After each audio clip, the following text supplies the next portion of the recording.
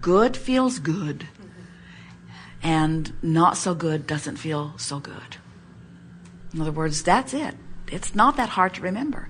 What makes it complicated is that you all have practiced not liking yourself for so long that it's hard for you to like yourself. In other words, you have complicated it with all of the stuff that you're now having to forget. What we're asking you to remember is you're good, life's supposed to be good, source energy flows to you, and if you weren't doing all of those things you do to keep that from happening, you'd be thriving. We don't think that's so much to remember. So different people hear different things. Esther remembers that when she heard about the focus wheel, it helped her to focus in a more positive way more quickly. Have you heard that one? That's not even on your list, is it? Esther remembers that when we talked about the placemat process, that she felt huge relief from her long list of things to do. It's good for her to get that one out again. Would you remind her in the morning? She's computerized her to-do list again, and it's getting out of hand. The placemat process turns most everything over to the universe except the small little handful of things you intend to do today. And it delegates everything else to the universe so that the universe can start working on it. No, that's not the reason, because the universe is already working on it. But it changes your expectation. It makes you release your struggle over it because you think you've delegated it to someone else. So everything that we offer is just to get you to lighten up a little bit. And different things strike different people in different ways. We've never expected you to remember them all and apply them all. We just encourage you to reach into your bag of tricks and apply anything that feels comfortable to you.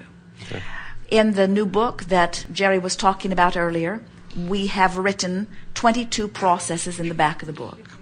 And those 22 processes, we have given instructions about how to perform them and expectations about what kind of results to expect from them. But we have also indicated which processes we would encourage you to use given which emotion you're feeling about something. In other words, if you're really frustrated about something, then there are some processes that work better for you than others. If you're utterly overwhelmed with something, then there are some processes that work better than others. So we are hearing you and recognizing that there can be some confusion. But if you want to hear it straight from the horse's mouth, no offense to Esther, we're talking about ourselves. We want to say to you, we're all making way too much of all of this. Way, way, way too much of all of this. Life does not need to be complicated. Keep it simple and feel good. You have come into this environment expecting to have a glorious time. And if anything has gone wrong or gotten out of balance for humans, it is that you're striving so hard to achieve approval from someone who is not asking for approval or does not have the ability to really give you what you're asking for. In other words, if you're looking for approval from other humans, they might want to approve of you, but they have no reward to give you because you have pleased them. Other than maybe they won't drop a bomb on you if you please them. The reward that you're really looking for, and the only place that any reward can really come, is the reward of alignment with the source that is you. And that source is not asking for you to do anything to please it in order to grant you what you're reaching for. It's offered always, every time, anyway. Mm-hmm. We played with Jerry and Esther recently because they get very busy. They commit to many things. And Esther said, we always commit to them from our place of really being lined up and feeling like we can do anything. And then the time for the manifestation comes about, and then there's more to do than there's physical time to do it. And so we were teasing them a little bit, and we said, now let's see. You are really, really busy to the point of discomfort sometimes so that you can teach others how to live a joyful life. Something a little screwy in that. And so what they're always trying to do is, no matter what's happening, remind themselves that they have the potential for living an utterly joyful life, you see.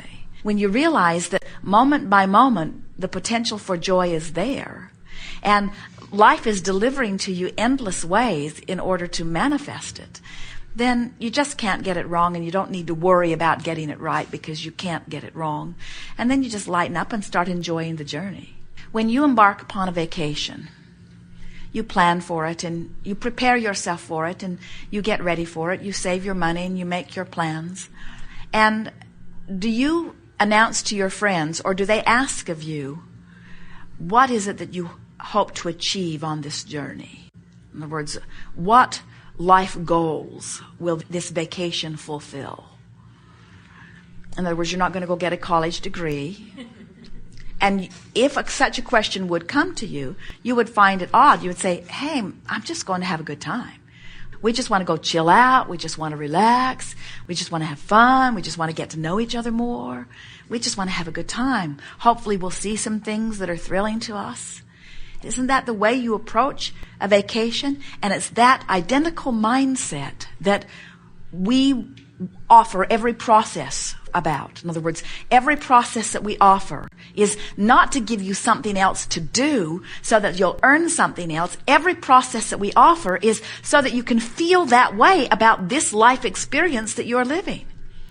We want you to lighten up. We want you to relax. We want you to realize that you're not ever going to get it done. You are an eternally incomplete being who will continue to come forth in physical manifestation. In other words, you're just going to keep coming forth. And it's time for you to stop working so hard to try to achieve the impossible. Oh, I will find my spiritual center and I will return to the source that is me, a complete person. And we say, no, you won't. You'll croak just like everybody else. You'll be utterly incomplete. You'll reemerge into non-physical and you'll say, man, was that fun? Oh, what a wonderful experience that was. So much potential for so much and so much specific focus. And ooh, I loved being in that body. I loved being in that body. I loved having all of those vibrational sensors giving me all of that data. And then you'll say, here I go again. Another vacation, another vacation, another vacation, another vacation, another vacation. So what is it that causes you, once you get in these bodies, to take it all so seriously? You line yourself up and you compare yourself to everybody and you put a grading system on everything. You have this curriculum grading, A, B. In other words, it's joyful in the A's and oh, those E's and F's. Oh, dastardly, dastardly. You put a grading system on bodies. Oh, that size of body, we give it an A. That size of body, oh, dastardly, dastardly. In your diversity, which is a good thing, which gives you individual clarity about what you want to prefer and launch, you've gotten so carried away as you, not just you, as you now try to compare everything to everything and evaluate it in terms of rightness or wrongness. And so what happens is the condemnation nature or the pushing against nature has become such a big part of human vibration that it has weighed you down and spoils your vacation. And so we would like you, as you spread the good word to those who are around, as you teach the clarity of your example, as you are joyful and others say, what's your secret? You say, I just don't sweat the small stuff. And it turns out it all is. I just don't worry about anything. I don't try to control the world because it's uncontrollable. It's not my job. I don't try to control my wife because she's uncontrollable and it's not my job. I don't try to control my kids because they're uncontrollable and it's not my job. I have released everyone to their own creation, and I'm working on the only thing that matters, which is my vibrational alignment between me and me. And that I can manage joyously, that I can manage easily, and now I'm having a great vacation. And that's what your guidance is trying to teach you. Your guidance system is trying to say to you in every moment. That's what the emotional feedback that you're getting is choose a thought that feels better. Try it. Choose a thought that feels better. Try it. Don't try to jump all the way over here. You can't quantum leap. Just reach for the best feeling thought that you have vibrational access to right now. Joseph Campbell said, follow your bliss, and we think that was wonderful advice. Only problem with it is, if you're in despair, you don't have a whiff of bliss anywhere around you. And if your only guidance has been to follow your bliss and you're in despair, then you are going to condemn yourself as a failure. And so we would say, well, follow your bliss, but revenge is on the trail. In other words, head for bliss, but enjoy revenge while you're there. then head for bliss, but enjoy anger while you're there. If you reach for bliss when you're so far from it, you're just going to condemn yourself as a failure, you see. So you just reach for the best feeling thought that you can. And that's what all of the processes say. Just use this tool to try to make yourself feel a little better. And if it doesn't work, then reach for another tool that tries to make yourself feel a little better. And if that doesn't work, every tool or every process isn't right for everybody and where they are. Esther is mostly a very joyful being. And their friend Francine that wrote this wonderful music has sent them another CD with more wonderful music. And the day Esther put it in was a day that she was overwhelmed. It was a day when she had too much to do. And as she listened to Francine's beautiful voice singing about how you create your own reality and how you get to choose the way you feel, Esther said to Jerry, I'm not ready to produce that record. She said, we're too busy. We don't have time. She threw it in a drawer. And she hoped to never see it again. Then they were driving down the freeway, driving across from state to state on their way into Oregon. Esther is driving down the Columbia River Gorge. The road is wide open. Hardly any traffic. The river follows them for miles and miles and miles down these glorious canyons. There were fish jumping and birds flying and children out playing in playgrounds. It was a rapturous moment in time. And Jerry put the music in the CD player. And Esther soared to a place of rapture. She said to Jerry, watch me, I could die on the spot. You might have to grab the wheel. I am feeling so wonderful. I have never felt this wonderful. Same music. So what happened was, Esther was up here already in bliss, put music in that matched it, and she went into orbit. When Esther was in frustration, put the music in, there was irritation from it, you see. And that's why we offer so many processes.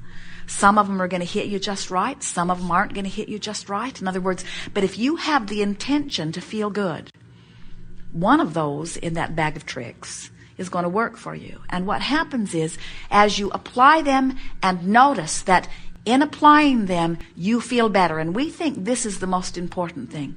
You know, we offer endless processes, and we hardly see anybody effectively using any of them. Interesting, isn't it? You'd think that we'd stop offering them.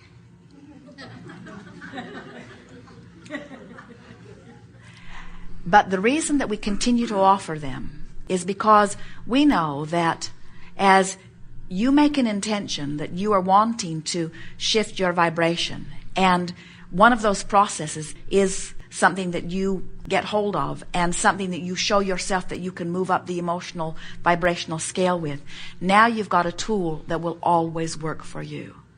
In other words, once you show yourself that you feel a little better. Now, here's the point that we wanted to make when we say that hardly anyone is using them. The reason that people, and you are included in this, and it is the reason that we wanted to address your wonderful question, the reason that so many people get lost in the process or dabble in them and don't make them an effective day-to-day part of their life is because they thought that the process was to take them from fat to thin. They thought that the process would take them from no money to more money. They thought the process would take them from a rotten relationship to a wonderful relationship, when the process is meant to take them on the emotional journey.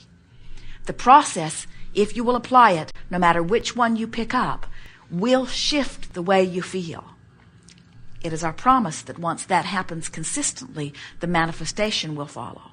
And even though we've said that, with every process that we've offered, people still are looking for a tool that will fix what's broken in their life. And they want the manifestation to change right away. So, if you haven't been finding fun and success in these processes, we suspect that it's because you have not understood that they are processes that will help you shift emotionally and shift vibrationally. And once that's done, everything else will fall into place.